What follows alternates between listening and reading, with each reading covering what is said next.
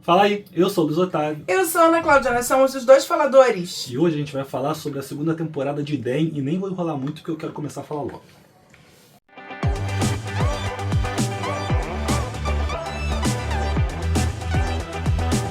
Fala, gente linda, já se inscreveu no nosso canal? Se você não inscreveu, se inscreve agora. Aperta em inscreva-se, toca o sininho tadinho para receber notificações de vídeos novos. Deixa teu joinha. E, claro, comenta conosco. Se você assistiu a primeira temporada, já ficou sabendo, já tem uma segunda, já assistiu, comenta com a gente adora quando vocês comentam conosco. E a gente vai falar para vocês agora a nossa opinião. A gente gosta muito da série. Bem, DEM é uma antologia de 2 temporadas, acabou de sair a segunda temporada, né? A gente aqui gosta muito da primeira temporada, é uma das melhores séries que tem na atualidade pra gente do terror. E vai acompanhar então a história de uma detetive na cidade de Los Angeles, lá no início da década de 90, lá no ano de 91, em que ela vai começar a acompanhar uma série de assassinatos bizarros envolvendo pessoas de diversas minorias. A partir daí, então, ela vai começar a perceber que é algo muito mais estranho do que uma simples série de assassinatos, e as coisas vão começar a ficar complicadas dentro da casa dela. A série, a primeira temporada, é um soco no estômago, tá? Num bom sentido. Eu não sei se isso pode ficar claro. No bom e no mal, porque ela é pesada. Não é pra qualquer um, não. Ela é muito pesada. E assim, você assiste e você fica, ao mesmo tempo, chocado e fascinado pelo que você está assistindo. E realmente, quando eu fiquei sabendo da segunda temporada, eu falei, não, temos que assistir o mais rápido possível. Conseguimos, inclusive, maratonar. A gente acabou de maratonar. São 8 episódios. Passa rápido. Uma média de 40 a 50 minutos, né? E a segunda temporada é tão boa quanto a primeira, apesar de não ser tão pesada quanto. Algumas cenas da primeira temporada são absolutamente chocantes, impactantes, que talvez você vá lembrar pro resto da sua vida. Eu acho. E aí eu acho, inclusive, que isso é um acerto da série, assim. Eu acho que a primeira temporada te marca mais por causa desse impacto, mas aí eu também acho que na segunda temporada eles souberam dosar melhor. Assim, o terror continua presente ali, a angústia continua presente ali, mas acho que eles souberam dosar melhor. Eu acho que as cenas... a gente pode falar, né? A cena do bebê da primeira temporada, gente, eu nunca mais esqueci aquilo. Você vai lembrar o resto da vida. E aí, é claro que a temática do racismo não é um tema fácil de ser lidado. Não é comum, infelizmente, deveria ser mais comum tratarmos disso, para que a gente pudesse, de alguma forma, ir dissolvendo o racismo estrutural que a gente tem nas sociedades, não é só no Brasil. E na primeira temporada eles estão muito bem sucedidos nisso. E é um incômodo, reviravolta assim, dentro de você, uma coisa que é muito forte. Na segunda, o racismo está presente, a temática está lá. Agora, num novo viés, de uma nova forma, a partir da década de 90. E aí, claro, a própria forma do país, né, passando nos Estados Unidos, lidar com o racismo é diferente do que na primeira temporada, que vai se passar, se não me engano, na década de 60, por aí. 70. E então você tem agora na década de 90 uma nova perspectiva, mas o racismo está presente ali. E até mesmo a ideia da questão do machismo também, de alguma forma, está presente dentro da história. E aí, para a gente poder contextualizar, né? A série se passa em 91, que é o ano que a gente tem, então, o caso do Rodney King, deixa eu até ver se eu falei certo. Acho que sim, Rodney King. Que era um rapaz, um cara que foi pego pela polícia dirigindo de maneira imprudente, ele estava alcoolizado, ele e mais 2 amigos, só que a polícia, assim, exagerar é pouco pro que a polícia fez. Espancou, no caso cara. dele foi um espancamento brutal, o cara ficou com sequelas pro resto da vida, perdeu a audição, parte da audição, parte da visão, apresentou problemas, até quebrar o tornozelo do cara, e isso tudo com o cara deitado no chão, o cara rendido. E aí foi filmado, foi a primeira vez assim, quando conseguiu se filmar a violência policial nesse caso, e aí isso começou uma onda de violência. Claro, contra a população negra americana. Isso. Tá? E aí começa uma revolta, na verdade a onda de violência vai ser 1 ano depois, quando sai o veredito dos policiais, eles são inocentados.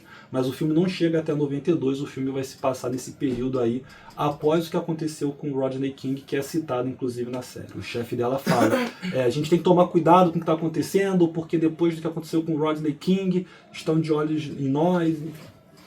E aí você vai ver a situação de uma família negra, onde a mãe é policial, ela tem um filho, a mãe dela, eles moram todos juntos e é o trabalho que ela faz para investigar esses crimes.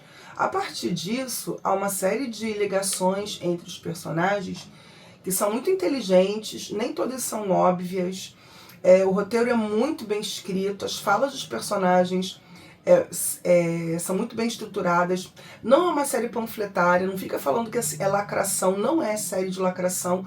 Não, ela é panfletária, mas é um panfletário bem feito. Não é uma coisa assim, vou jogar aqui a carta do racismo estrutural só para dizer que eu joguei.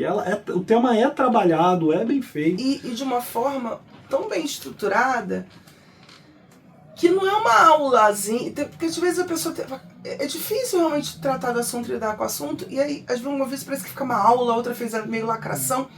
Não, o filme assim, é natural. Eles conseguem organizar o roteiro de tal forma e amarrar o roteiro de uma forma tão bem feita que é fluido e você não tem essa perspectiva. E a história realmente é o ponto central da série, e onde você tem realmente a dúvida. E o tempo todo, uma coisa que eu gosto muito, eles conseguem manter os segredos. Eles conseguem te manter interessado, curioso. Algumas vezes tem umas pistas falsas que te levam para outro caminho, mas são pistas falsas inteligentes que você pensa que entendeu, mas daqui a pouco você entende, que você percebe que você não entendeu. Mas você não se sente feito de bobo. Porque também, por mais que seja uma pista falsa, não é algo que está simplesmente jogado. Faz sentido dentro da história. E nem pra te zoar, pra fazer você... Porque às vezes, algumas séries eu tenho a impressão de que eles fazem aquilo pra te fazer de bobo. Pra te falar assim, viu, bobão, aí, tu achou que era isso, né? Não. E a série não faz isso contigo, não. Ela respeita o espectador. Eu gosto disso. E cara, eu tenho que falar da atuação de um dos atores principais. Que é o Luke James. Cara, Luke James. O Edmund. Cara, beijo pra você, cara. Tá incrível. Cara, pero assim, ele é lindo. E ela também é linda. Que é a Débora Ayorinde. Eles que realmente... estava na primeira temporada, inclusive. Eles são lindos, né? Mas, cara, ele consegue fazer... O personagem dele é muito difícil de fazer. Cara... Podia ficar um troço muito bobo, muito caricato, né? E a série desandar toda. E assim, ele entrega tudo que o personagem precisa. É bizarro. Que entrega, numa mesma cena, ele consegue ir de um extremo ao outro, e voltar, e parar, e você consegue entender tudo que o personagem está sentindo, às vezes sem ele. Às vezes não, ele não fala. Raramente ele diz o que ele está sentindo, você só percebe o que ele está sentindo pelas expressões dele. Olha, eu vou te falar, para tudo, entrega um prêmio para Luke James, porque esse cara merece. E é impressionante o que ele faz em cena, e ao mesmo tempo como ele consegue te conquistar. Cara, como eu tive sentimentos por esse cara, de vários tipos. Sim. Ele te toca em cada cena, ele não entra na cena de graça em momento nenhum. É como se ele fosse um jogador e fizesse um gol a cada cena que ele entra. É uma coisa impressionante. Eu vou te falar. Eu quero um filme só com esse cara. Um filme de terror, porque ele é um cara sombrio. Ele tem alguma coisa sombria. Ele não é sombrio. Eu acho que ele tem, Ele não cara, é sombrio. Não sei, coisa, o que cara. só mostra quão bom ator ele é. Porque tu pega as fotos dele normais, quando eu fui pesquisar as coisas que ele fez, cara, é mó good vibes, mó cropetezinho assim, cabelo com os dread, tranquilo. Ele tem uma doçura, o personagem. Eu não sei se o personagem ele tem uma doçura. O que é bizarro. Né? Ele tem uma alma fraturada, que você vê as fraturas expostas, e isso te deixa... Tu chega a sentir pena do cara. Tão próximo dele, sabe? Cara, que personagem incrível. E isso, assim, o seu roteiro, se a direção, é claro que é o ator. Cara, é sensacional. E ao mesmo tempo... A Débora também tá muito bem, é importante falar. Ela carrega muitas vezes as cenas. Os personagens coadjuvantes ao redor também estão muito bem. Só que os dois roubam a cena. Agora, ela, assim, mais do que ele, até, claro, pelo papel que eles estão fazendo. É porque Eu acho que ela entrega muito bem também. Porque porque eu acho que o personagem dele...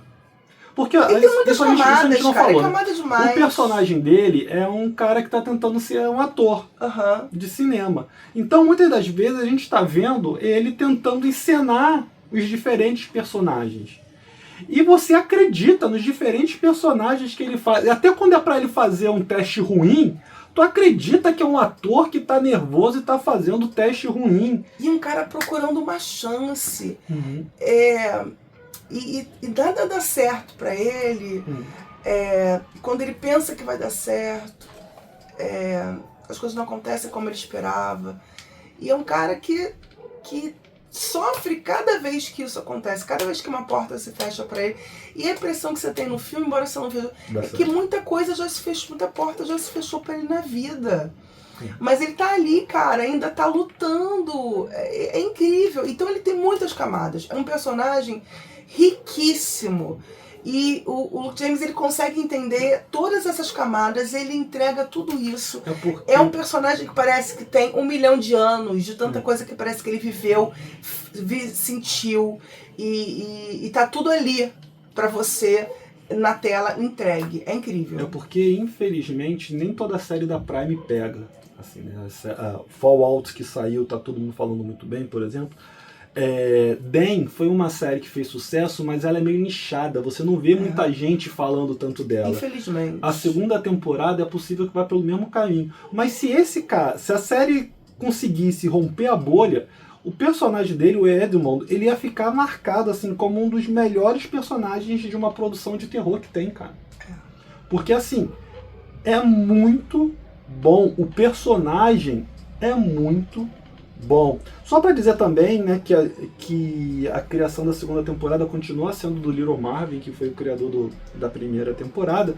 E aí, pra gente poder explorar um pouco mais algumas coisas, ele fez isso na primeira temporada e faz isso de novo, assim. Ele usa o fantástico, ele usa o terror, o sobrenatural, para mostrar como a realidade, às vezes, é muito pior do que o que a gente encara como sobrenatural, como a gente encara como algo fantasioso, assim.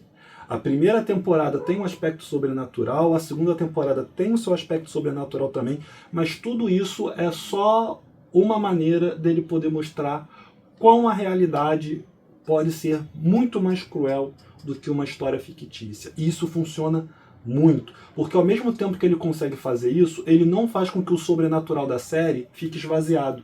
Ele não faz com que o sobrenatural da série não tenha o sentido de estar ali. De novo, nada na série está jogado. Mas ele consegue mostrar, mesmo trabalhando tão bem o sobrenatural, mostrando como o sobrenatural pode ser tão perigoso, como a realidade ainda é muito pior. E aí a gente quer falar algumas coisas aqui que a gente não pode entrar em muito detalhe, senão a gente vai dar spoiler. Então a gente está avisando o que vem agora, Ana Cláudia? Spoiler! Se você ficou até aqui é porque você não liga para spoiler ou você já assistiu a série. Então a gente precisa falar aqui de alguns detalhes fundamentais da série. Primeira coisa é que os dois, na verdade, são irmãos gêmeos. A policial e o Edmund, que é o assassino, eles são irmãos gêmeos e a gente só vai descobrindo isso ao longo da série. Isso é muito legal, isso é muito bacana, a maneira que isso vai sendo construído. Ele segura até onde tem que segurar, quando ele joga também, ele já joga. Mas não é à toa que isso é assim. Né? Ele aproveita que a gente tem dois irmãos gêmeos ali que vieram da mesma mãe, do mesmo pai, né? Que tiveram uma parte do início da criação muito semelhante, como, dependendo de como eles foram criados, dependendo de como eles foram recebidos, dependendo de como eles foram aceitos, podem se tornar pessoas tão diferentes,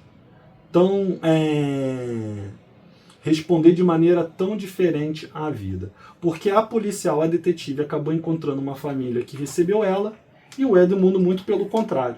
Né? O Edmund ele foi devolvido pelo menos 2 vezes. Isso que a série mostra. Por motivos diferentes, por motivos diversos.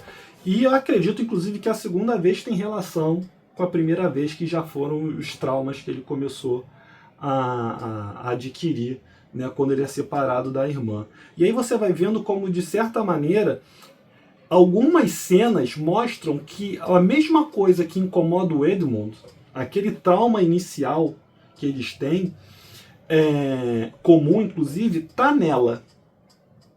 Alguns roupantes que o Edmund vai ter, em alguns momentos tu percebe que ela pode ter também.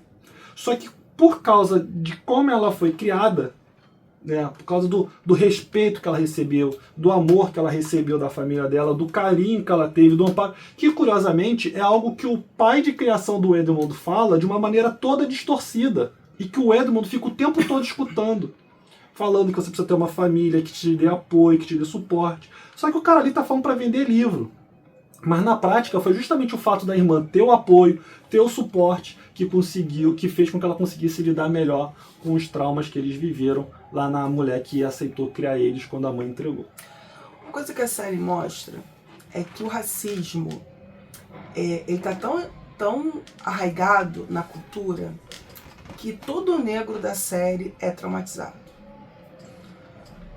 Porque independente do que ele viva, de onde ele veio, ele está inserido numa cultura que é tão hostil a ele que ele vai carregar marcas sobre isso, ele vai ter traumas sobre isso, independente de quem ele seja. Eu acho que só o pai do garoto, né, o marido dela... Porque a gente não viu ele de perto. Pois é, tá? a gente não consegue afirmar isso porque a gente não se aproxima tanto dele. Né? Ele é um quase que um fenômeno de luxo na história, então não vou dizer isso, mas personagens centrais... Quem faz o pai é o Iman Shumpert, que era jogador da NBA e, se não me engano, ganhou até um título.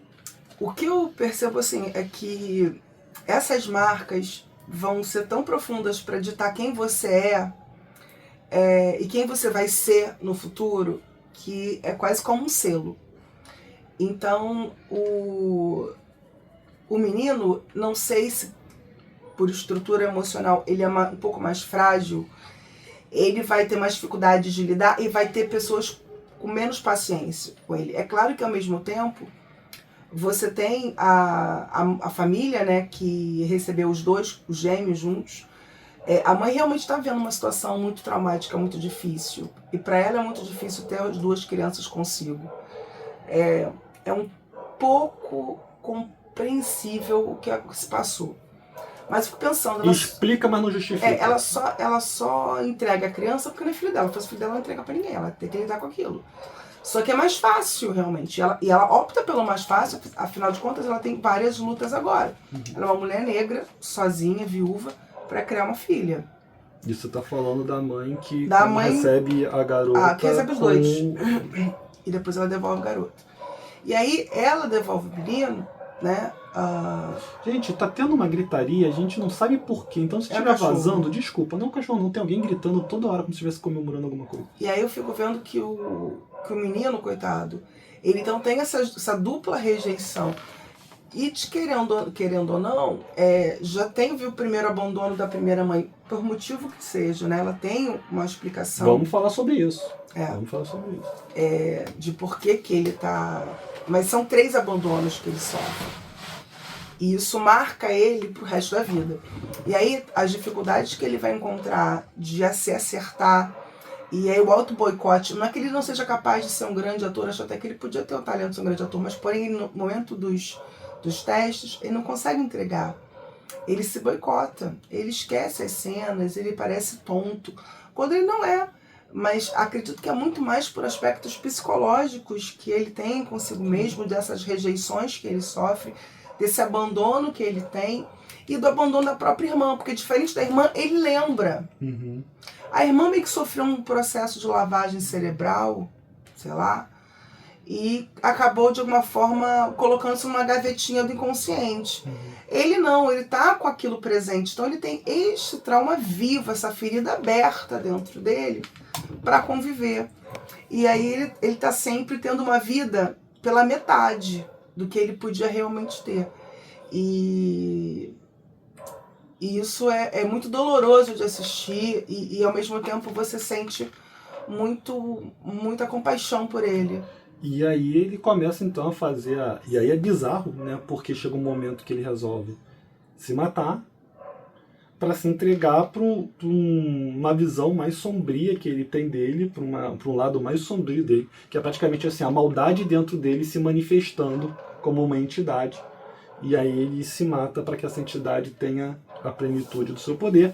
E aí essa entidade então começa a matar as pessoas para atrair a atenção da irmã para os casos e para que ela pudesse lembrar. Então você vai ter ali ele matando as gêmeas para que ela possa lembrar que que ela tem um irmão gêmeo. Ele vai matar ali o irmão mais velho do garoto mexicano porque ela quer que ele lembre que ele tinha um irmão também que foi devolvido para a família. O primeiro caso foi a mulher que recebeu eles da mãe biológica deles que maltratava eles. Então todos os casos vão fazer com que de alguma maneira ela lembre do que ela está vivendo. São peças de um quebra-cabeça. Que ela acaba, de certa forma, lembrando, né, como a Ana falou, estava dentro de uma caixinha, no primeiro caso, que é dentro da casa que ela viveu parte da infância, que ela não se lembra, mas a gente vê no início, isso não é sensacional, né, a gente vê no início, não é a casa no seu estado atual, é a casa como era quando ela viveu.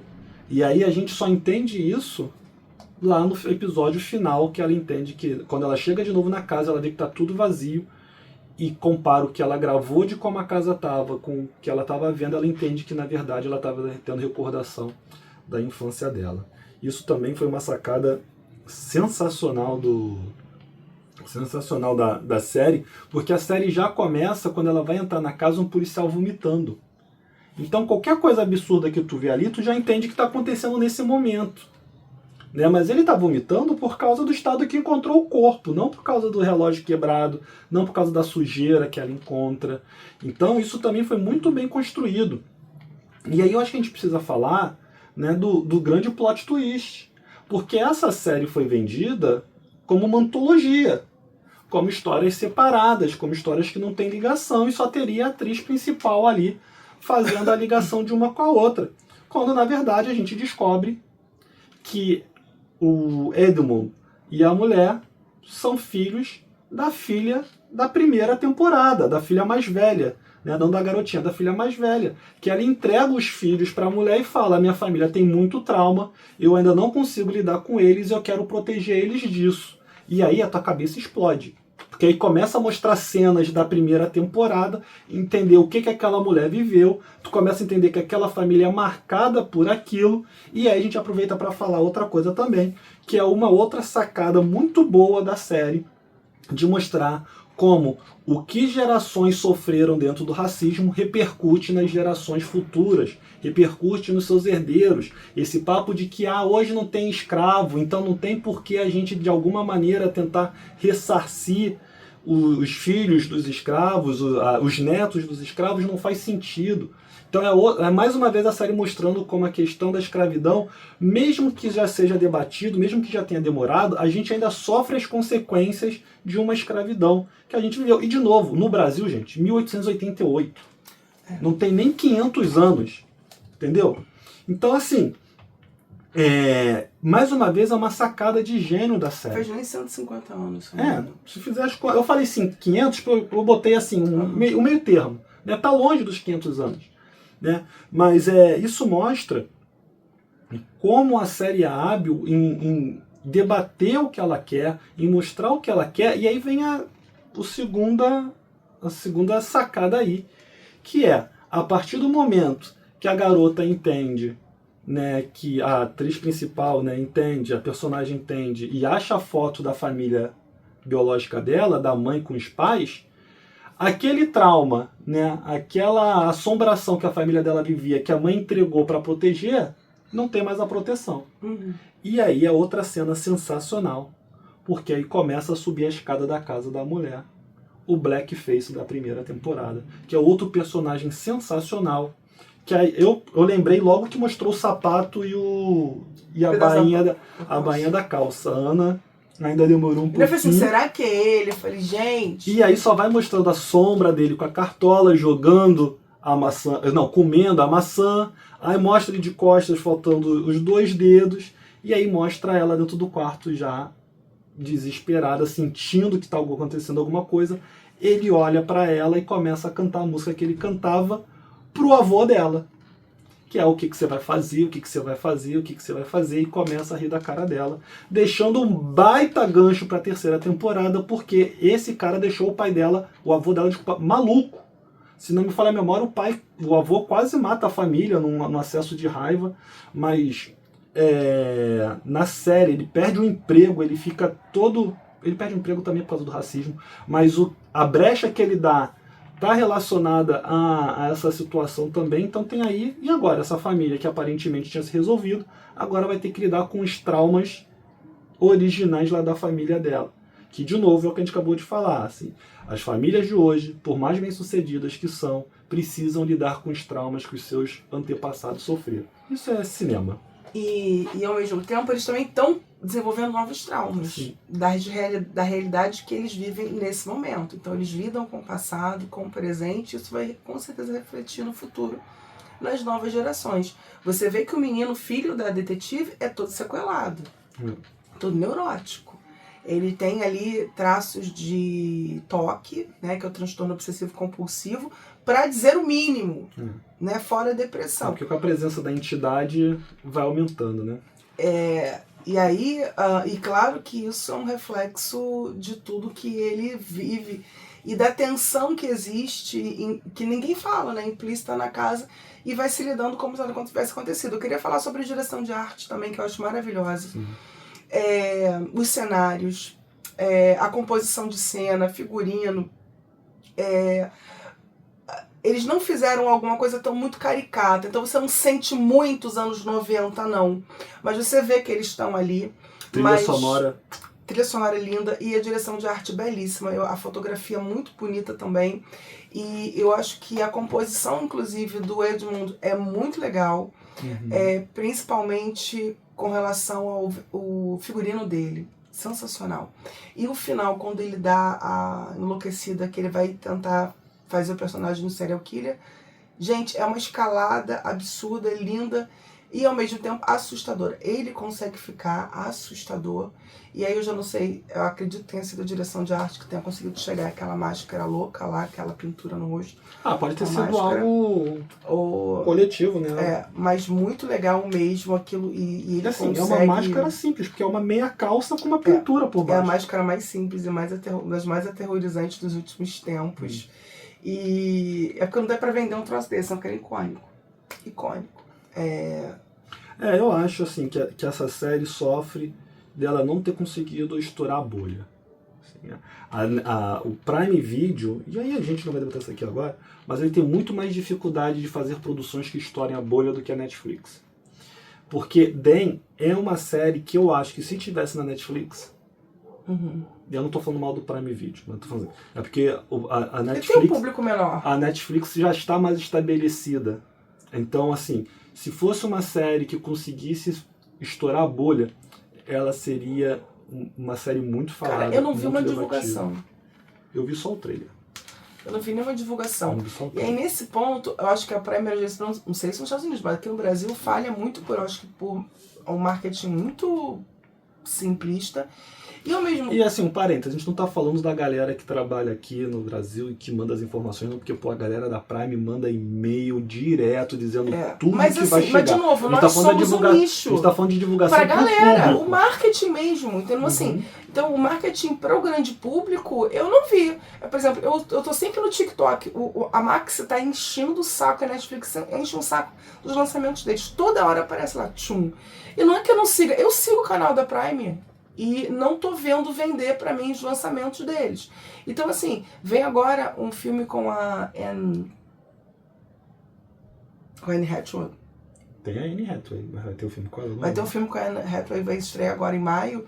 Também via divulgação dentro do próprio Prime, não vi do lado de fora. Você não vê outdoor, você não vê às vezes... Não, o Prime Video, o American Fiction, que era um filme que estava concorrendo ao Oscar, chegou no catálogo do Prime do nada.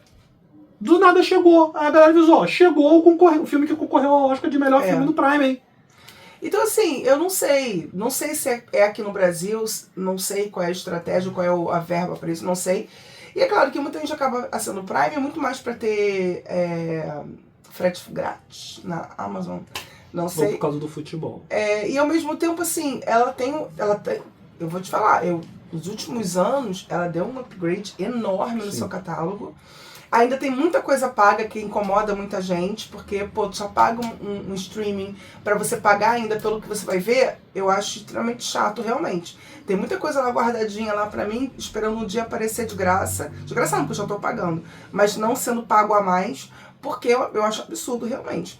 Isso é uma coisa que incomoda. Também não sei se é assim nos Estados Unidos. Aqui no Brasil, sendo, é extremamente confortável. E ela fica também como se fosse uma central de redirecionamento para outros streams. Sim. Coisa que eu também acho meio nada a ver, entendeu? Porque, cara, pra É por quê? isso que a gente tem que pagar tanta coisa, porque na verdade aparece lá que tem, mas é porque não tem no Paramount. Aí você tem que assinar o Paramount para poder ter acesso. E aí eu tenho... Tem, mas tem no Look. É. Tem, mas tem no Max. A gente tem que sair dele pra ir pro Max. Entendeu? Então, assim... Agora, que o catálogo próprio deles deu uma elevada, concordo plenamente. Eu concordo realmente. Agora, acho que ela não podia sair um pouquinho do Twitter, né? E dar uma olhada aqui. Não sei nem se ela tá tanto no Twitter. O Elon? Ah, tá. Acho que o Elon podia dar uma saída do Twitter e dar uma olhada aqui pro Amazon. Uma divulgação. Né? Pra ajudar nessa parte aí que tá meio fraca, hein, amigo? É isso, né? É isso, gente. Se você chegou até aqui sem se inscrever no nosso canal, se inscreve. Curte aqui o nosso vídeo, comenta conosco. E, claro, compartilha esse vídeo com geral, porque a gente tá precisando crescer aqui no nosso endereço novo. Valeu, até a próxima.